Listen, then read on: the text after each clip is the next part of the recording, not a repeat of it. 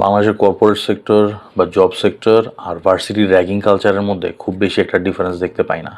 একটা জিনিস চিন্তা করে দেখো যে ভার্সিটিতে কী হইতো, যে তুমি জয়েন করছো, তুমি ফ্রেশার, তো তোমার সিনিয়র যারা আছে এরা তোমার র্যাগ দিত, তোমারে গালাগালি করতো, ওই যে ওইটাই করতো, সিনিয়র চোদস নাকি সিনিয়র চোদস না। Good old days. আরও অনেক স্টান্টস করাইতো, বহুত কিছু হতো, যাই হোক ওইসবের ডিটেলসের মধ্যে না যাই। কিন্তু ব্যাপার হইতেছে যে কি হইতো যে তুমি ফ্রেশার, তো তোমার সিনিয়র তোমার র্যাক দিতেছে, আর যখন তুমি সিনিয়র হইতেছো তোমার পরে যে জুনিয়র হইতেছে তার তুমি র্যাক দিতেছো, এটা কয়া যে এটাই ট্র্যাডিশন, আমরা খাইছি তোরাও খাবি, right? That was the principal behind the ragging culture.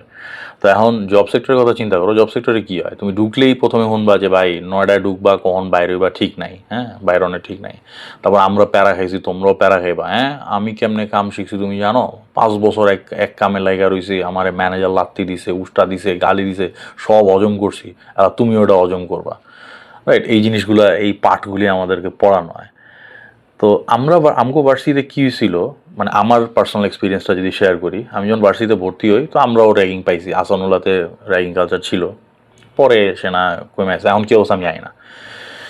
তো আমরা যখন ফ্রেশার হয়েছি তো ইমিডিয়েটলি আমগো ইমিডিয়েট সিনিয়ররা আইলো, আমগো র্যাগ ম্যাগ দিল, এগুলো পরিচিত টরিচিত হইলাম।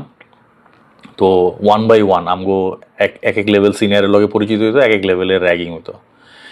তো একটা ভাইয়া ছিল, উনি মোস্ট প্রবলি তখন 3rd ইয়ার ফাইনালে ছিলেন বা 4th ইয়ারের ফার্স্ট সেমিস্টার এরকম, মানে ফাইনাল ইয়ারে ছিলেন অথবা 3rd ইয়ারের শেষের দিকে ছিলেন, আমার ঠিক এক্স্যাক্টলি খেয়াল নাই। ভাইয়ের নাম হলো সালমান রহমান, মাঝে মধ্যে দেখবেন যে আমার এখানে কমেন্ট সেকশনে কমেন্ট করে। তো ওনাদের ব্যাচের কাছে আমগরে পাঠানো যে ওই আমারে পাঠাইলো যে ওই ভাইয়ের লগে পরিচিত হয়।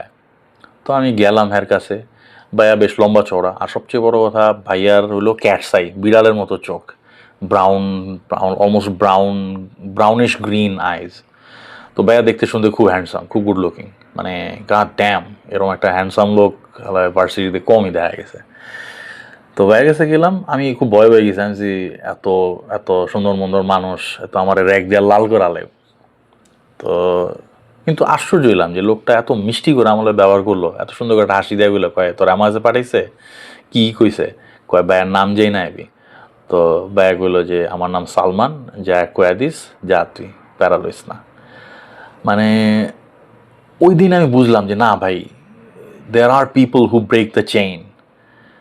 তো আমরা যখন সিনিয়র হইলাম, আমি কখনো কাউরে একদিনে আমার কাছে যে কেউ কখনো পাঠায়, যে মানে যারে কখনো কেউ পাঠাইছে, আমি অগরে আমার নাম কয়া পাঠাইতাম যে আমার নাম লিঙ্কন, যে কয়া দিও, সমস্যা নাই, প্যারা নাই, লিঙ্কন ভাইয়ের নাম কয়া। আমার সঙ্গে এরা র্যাগ ট্যাগ দিছে, বাট পরে আস্তে আস্তে আমরা যখন আস্তে আস্তে আরও সিনিয়র হয়েছি, আস্তে আস্তে র্যাগিং কালচারটা আমরা চেষ্টা করি যতটুকু সম্ভব কমায় দেওয়ার, অলমোস্ট বন্ধ করে দেওয়ার। এবং বাই দ্য টাইম আমরা সিনিয়র হয়েছিলাম তখন র্যাগিং প্রায় অনেক কমে গেছিলো, প্রায় ছিল না বললেই চলে। তো কর্পোরেটে বা জব সেক্টরে এই জিনিসটা কি আমরা চিন্তা করতে পারি না, যে ঠিক আছে ভাই, আমি প্যারা খায় কাজ শিখছি, বাট আমার আন্ডারে যে আসতেছে তারে আমি প্যারাটা না দিই, দরকার কি, ও তো নতুন আইসে, হয়তো ইনোসেন্ট, ওর আমি প্যারাটা কেন দিই? আমরা কি এই জিনিসটা একবার এমনি চিন্তা করতে পারি না? নতুন একজন জয়েন করছে বা আমার আন্ডারে লোকজন আছে, আমি ওরা হুদাই প্যারাটা না দিই, হুদাই বহায় না রাখি, আজেরা সন্ধ্যার পরে কাম না দিই, বা আজেরা কাজে ওরে মানে ইজি কাজে ওরে বিজি না রাখি, বা ওরে আমি প্রপারলি কাজটা দেখায় দিই, দেখায় দেওয়ানোর পরে আমি কমান্ডটা দিয়েছি, ঠিক আছে এখন এই যে আমি দেখায় দিলাম, এমনি করে করো, না পারলে তখন নাইলে আপনি পিনালাইজড করলেন, না পারলে তখন আপনি হয়তো বা একটু শাসন করলেন বা সামথিং। কিন্তু আগেই হুদাই যে প্যারা দেওয়ার যে কালচারটা, এই জিনিসটাকে আমরা চাইলে বন্ধ করতে পারি না? Can we break the chain or what? একটু চিন্তা করে দেখেন।